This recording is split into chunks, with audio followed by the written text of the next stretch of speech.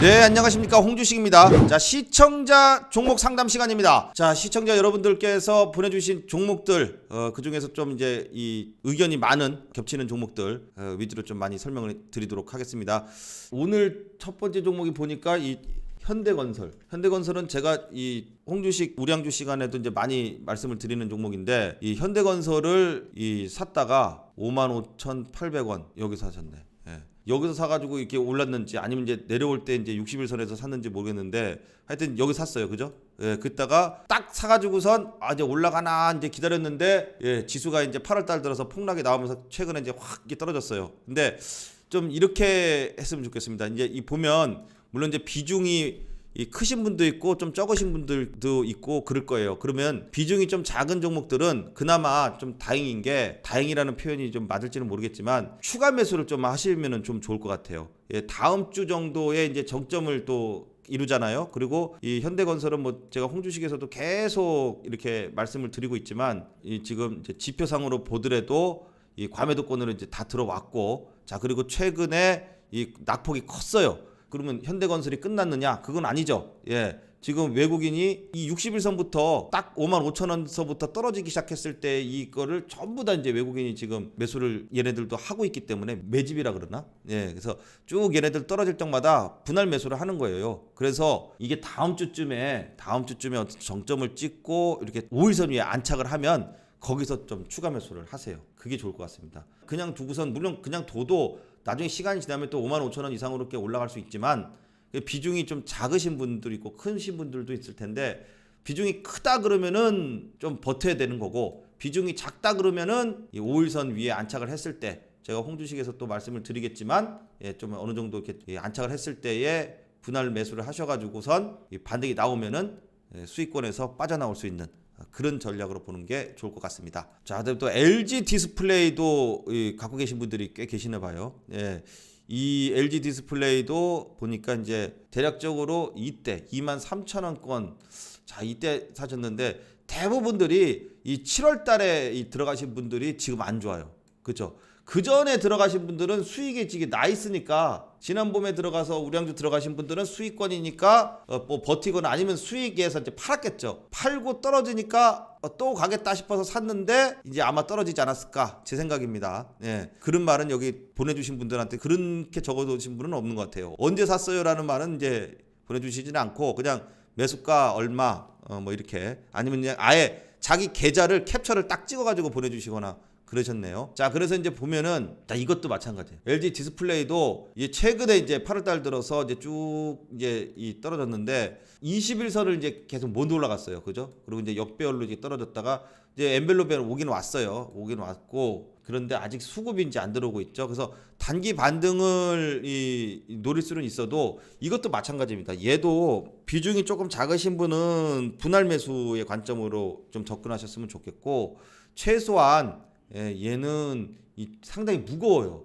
LG 디스플레이는 다른 대형주에 비해서 상당히 좀 무겁습니다. 움직이는 게 좀 더디고, 옛날에 LG전자, LG 디스플레이는 대형주 중에서도 참 더디 움직이기 때문에 안 했었어요. 근데 LG전자는 최근에 이제 저길로 바뀌었죠. 전기차 부품주로 바뀌면서 이제 활발해진 거고, 디스플레이는 원래 움직임이 좀 굼뜹니다. 그래서 21선 탈 때까지 좀 기다렸다가 21선 이렇게 안착해서 올라타면은 그때 추가 매수해서 이 매수가 올라오면은 일단 좀 종목 교체를 하시는 게 좀 좋을 것 같아요. 예. 향후에도 LG 디스플레이 쪽은 물론 이제 작년부터 우량주가 뭐 전체적으로 다 올라가던 시절에는 같이 올라갔는데, 그리고 나서는 상당히 지금 좀 진폭이 없습니다. 그래서 대형주라 하더라도 좀 움직이는 종목으로 해야지 좀 수익이 나니까, 떨어질 때는 또 좀 잘 떨어지네요. 오를 때 좀 잘 올라가야 되는데 그러질 못해요. 그래서 요거는 21선 탈 때 추가 매수해서 올라오면은 빠져나오는 걸로, 아니면은 비중이 많다 그러면 일단 반등이 나오면은 이 60일선이 그동안에 이제 이 120일선하고 여기가 저항선이잖아요.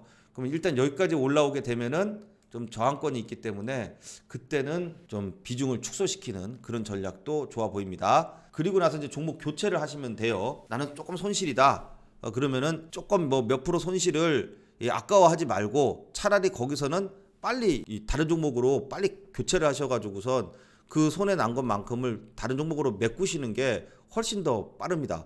이 손해가 커실 경우에는 그렇게 하기가 힘들겠지만 손해가 작다, 한 몇 프로 정도 된다 그러면은 그런 거는 그 몇 프로를 기다리다가 그 몇 프로가 안 되고 다시 도로 뚝 떨어져 가지고 뭐 또 마이너스 10% 20% 이렇게 또 간다고요. 항상 보면은 참 희한한 게 그렇죠. 내가 사서 보면 이제 참 저도 숱한 경험을 하면서 그런 경우들 참 많습니다. 내가 매수를 딱 여기서 했어. 여기서 딱 했는데 주가가 여기까지는 손실이 났다가 이렇게 반등이 나오길래 아싸 반등 나온다 그랬는데 요렇게 올라가다가 한 1, 2% 딱 남겨놓고 여기서 딱 떨어져. 그래서 조금만 더 오지. 근데 그다음부터 안 와요. 그리고 또 도로 또 다시 다 그저까지 내려가. 이런 경험들을 아마 주식 경험이 있으신 분들은 많이 해보셨을 거예요. 또 운이 좋으신 분은 딱 내가 거기까지만 딱 떨어지는 경우도 있는데 그게 운이 좋으신 거고. 그래서 이제 왔다가 이제 물론 사람 욕심이 그렇습니다. 딱 자기가 매수한 가격까지 이 딱 찍어주면 떨어지기를 바래요. 오히려 또 팔았는데 이렇게 더 올라가잖아. 그럼 그것도 속상해. 그것도 속상하고 또 오다가 조금 한 1, 2% 차이로 못 오고 떨어졌을 때도 또 속상하고 내가 팔면은 그때부터 떨어져 주기를 또 바랍니다. 사람 심리가 좀 그래요. 내가 팔았으니까 이젠 떨어져 줬으면 내가 팔았는데 올라가면 그것도 배 아파요.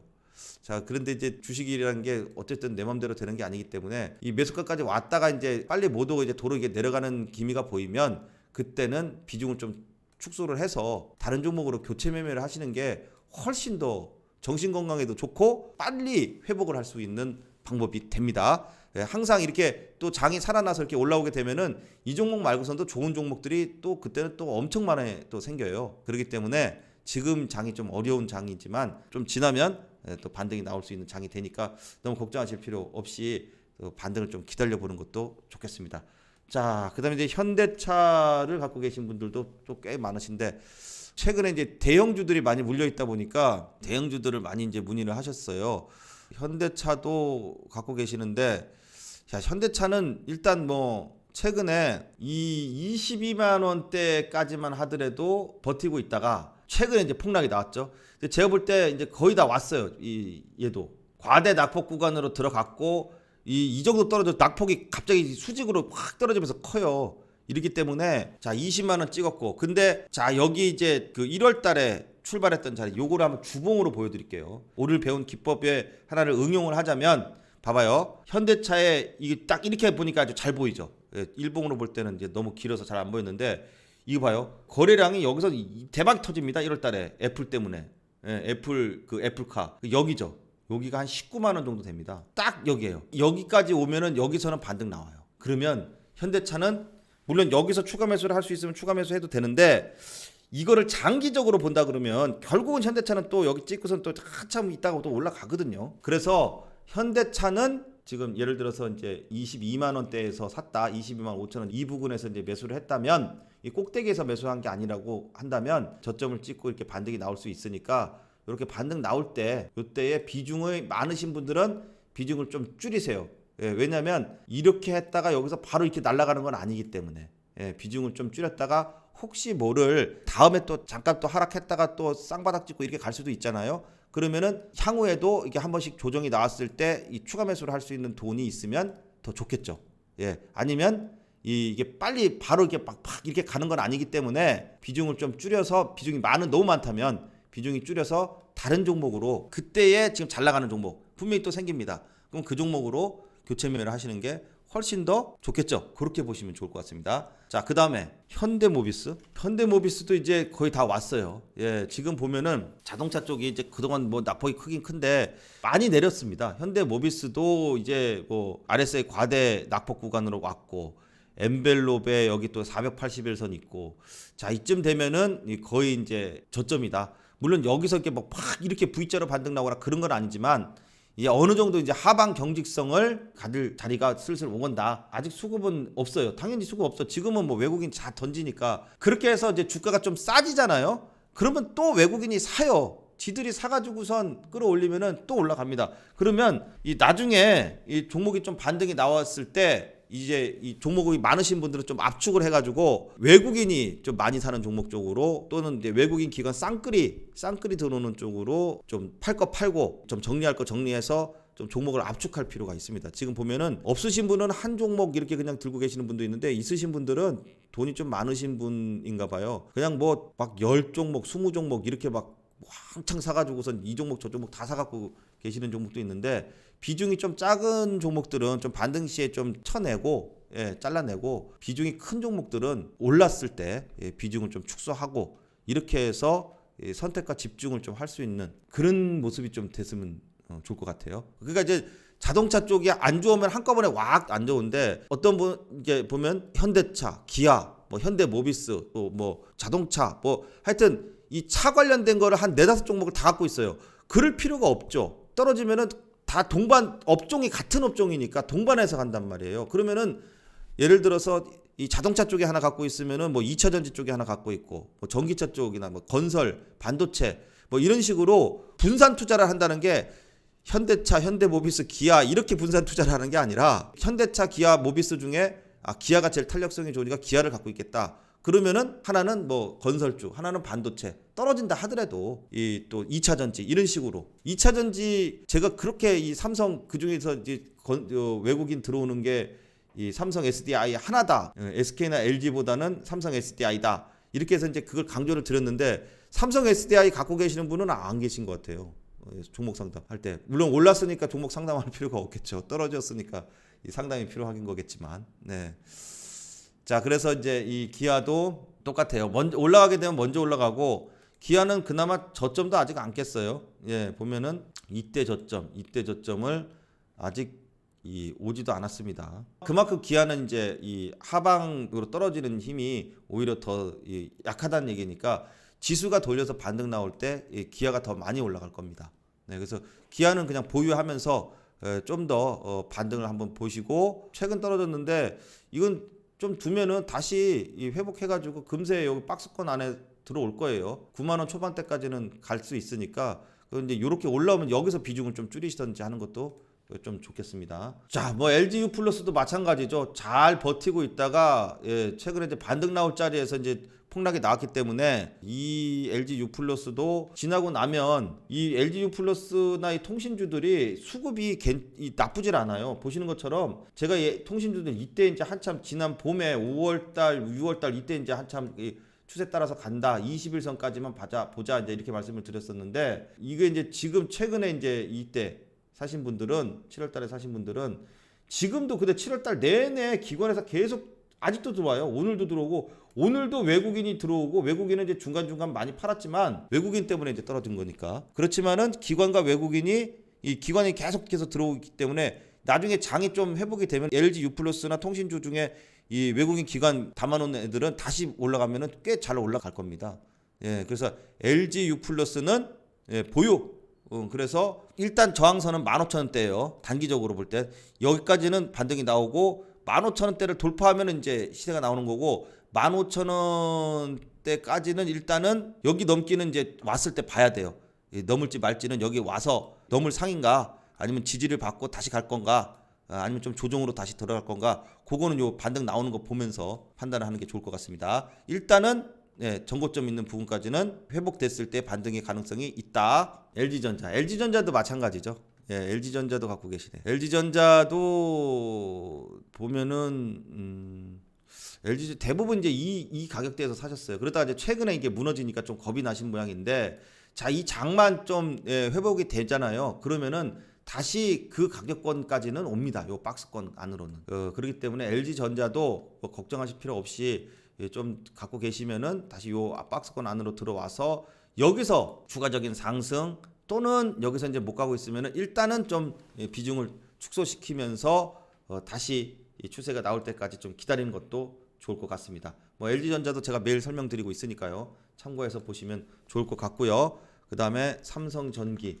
자, 삼성전기도 이것도 제가 이것도 안타깝긴 한데 이 외국인이 잘 들어오면서 쭉 잘 갔어요. 그러다가 이제 지수가 무너지면서 여기서 그냥 확 패대기를 치니까 이 순간적인 급락이 나왔는데 자, 이때도 보면 이 삼성전기는 엔벨롭에서 웬만하면 또 반등이 잘 나왔습니다. 자, 엔벨롭까지 왔고 여기서 물론 이제 조금 더 밀릴 수는 있어요. 뭐 한 몇 프로 정도 더 밀릴 수는 있지만 자 이제 거의 다 왔다. RSI도 과매도권으로 이제 조금만 더 지나면 더 들어갈 거고, 그리고 이 일전에 여기서 이제 외국인이 지금 8월 초까지 매수 놓은 게 있는데, 최근에 외국인도 팔고 기관도 팔고 해서 떨어졌어요. 근데 내용적으로 삼성전기가 괜찮아요. 이 전기차나 이런 그 반도체에 들어가는 이 MLCC 관련돼서는 삼성전기가 대장이잖아요. 자, 그렇기 때문에 이 삼성전기가 또 뭐 이제 이 전기차, 또 자율주행차, 또 이 전장용 부품들, 자동차 전장용 부품들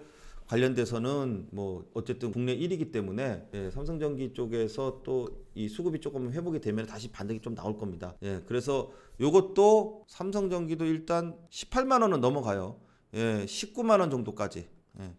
나중에 이 떨어지기 직전 자리들 있죠. 여기까지는 일단은 회복을 해요. 여기서 더 가느냐 덜 가느냐는 그때 가봐야 알아요. 여기서 빌빌빌 대다가 다시 힘이 없어질 것이냐, 아니면 여기서 이 짱짱하게 2차 시세가 날 거냐, 그거는 이제 그때 가서 그때의 이제 지수 상태, 그다음에 그때 업황이라든지 외국인 기관의 수급, 이걸 한번 봐야 되는 거죠. 예, 그래서 이제 슬슬 단기 저점이 오고 있다, 이렇게 좀 보시면 좋을 것 같습니다. 자, 그리고 이제 또 대한항공 갖고 계신 분들도 꽤 계시네요. 대한항공, 뭐 한진칼 뭐 이런 건데, 대한항공도 참 이게 이제 지금 4차 대유행이 있기 전까지, 그렇죠? 4차 대유행이 이제 여름 들어서 있었는데, 그 전까지는 이 백신에 대한 기대감하고 이 전 세계에서 그나마 좀 이 델타 변이가 막 확산되기 직전까지는, 야 이제 다시 해외 여행도 다니고, 그리고 또 대한항공에서 그동안 사람을 실어 나르는 거를 다 화물로 바꿔가지고선 실적은 또 괜찮다, 또 이런 얘기가 나오면서 지난 5월 달에는 또 짱짱하게 올랐어요. 그러다가 6월 달 들어서면서 이제 또 여름방학, 여름휴가 있으면서 델타 변이가 막 확산이 되면서 4차 대유행이 오면서 주가가 이제 확 했다가, 최근에 이제 이 지수가 무너지니까 같이 이제 동반 하락을 했는데, 근데 이런 게 있어요, 여러분. 항상 델타 변이가 확산을 하고 확진자 수가 2,000명이 넘었어요. 그런데 보면은 이제 슬슬 또 사야 될 때예요, 사실. 컨택트주라 그러죠. 그럼 대한항공 같은 경우나 이런 부분들은 어떻게 보면은 뭐 꼭 지금 사라는 뜻은 아니지만 좀 관심을 가져야 될 때, 이렇게 떨어졌을 때. 왜냐면 확진자 수가 이제 어쨌든 이제 2,000명 넘어갔다가 좀 줄잖아요. 그러면은 항상 주식은 선행을 하잖아요. 예, 기대감이 있어야 된단 말이에요. 그래서 야 이제 확진자도 좀 줄어들고 다시 백신도 많이 맞고 그렇게 되면은 다시 또 해외여행을 갈 수 있을 것 같아 라는 기대감을 또 생기겠죠. 오히려 지금처럼 확산이 막 됐을 때는. 그래서 그때쯤 되면은 주가는 또 언제 그랬냐는 식으로 또 올라가 있습니다. 그래서 이런 대한항공이나 이런 종목들은 떨어지면은 좀 봐야 또 좋아요. 왜냐면 얘네가 그렇게 해요. 외국인이 또 이렇게 떨어지니까 사네요. 보니까 최근에 외국인이 조금이지만 그래도 요 딱 121선 깨지면서 딱 떨어질 때부터 사요. 기관하고 개인은 팔고. 그래서 이 대한항공은 조금 버텨요. 대부분 이제 요때 사신 것 같아요. 올라왔다가 이렇게 떨어질 때 더 갈 줄 알았는데 델타 변이가 확산되면서 이제 확 떨어졌다가 좀 지나면은 제가 볼 때는 또 한 60일선 정도까지는 반등을 볼 수 있습니다. 이 더 갈지 여기 전고점 넘어가는 것은 좀 이제 한참 상황을 좀 봐야 되겠지만, 일단 기술적으로는 60일선까지 60일선 맞고선 떨어졌으니까 올라온 60일선까지는 일단 기술적 반등, 또 수급에 의한 반등. 그 이유는 수급이나 업황이나 확진자, 뭐 델타 변이가 될지 그때 가서 또 다른 변이가 나올지 모르겠는데, 그걸 좀 보면서 판단을 하는 게 좋을 것 같습니다. 자, 그러면 어떻게 해요? 그때 가서 손실이 줄어들거나 본절 정도 됐으면 빨리 빠져나와서 그 당시에 좋은 종목 그쪽으로 갈아타야 되는 거예요. 종목을 이렇게 끝까지 들고 있어야겠다, 한 종목과 그런 거 있잖아요. 주식 격언에 종목과 이 사랑에 빠지지 마라, 종목과 결혼하지 마라, 이런 말이 이 주식 격언에 있습니다. 정말 맞다고 생각해요. 본인만 믿는 거지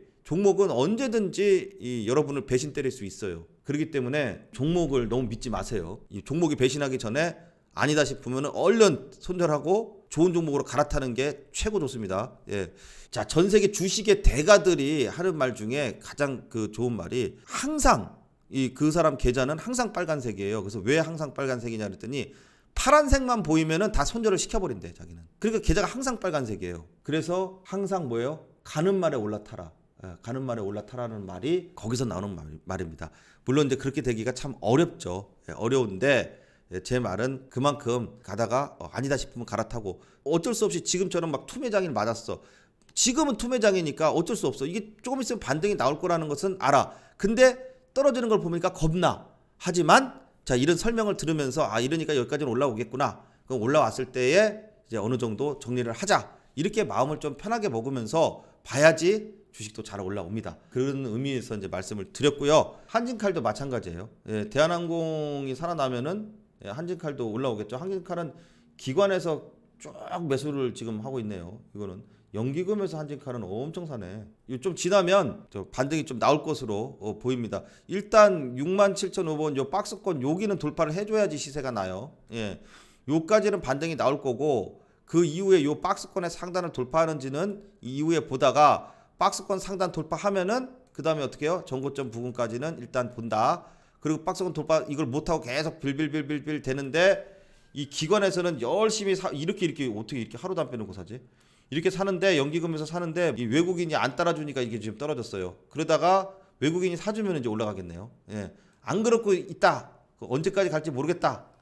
그러면 좀 비중을 조금 줄이시는 것도 괜찮고요. 비중이 적다면 한번 조금 버텨보시는 것도 좋을 것 같습니다. 자, 그렇게 해서 오늘 이 시청자 종목은 여기까지 할게요. 다음 시간에 또 다른 계속해서 말씀드리도록 하겠습니다. 자, 그래서 여러분, 시청자 여러분 이제 힘내시고요. 반드시 하락하는 날이 있으면 반드시 또 반등하는 날이 꼭 있습니다. 지금 좀 어려운 장이지만 또 주린 여러분 또 이런 장을 또 처음 겪어보실 수도 있어요. 그런데 이 주식을 오래 하다 보면은 이런 장이 있으면 또 반드시 또 올라가는 장이 있고 오히려 이렇게 이 하락장이 있을 때 이때가 또 이 저점에 또 타이밍이 될 수 있다. 이런 것을 한번 경험해 보시면서 또 반등을 좀 기다려 보시는 게 좀 좋을 것 같습니다. 자, 오늘 영상은 여기까지 하겠습니다. 예, 감사합니다.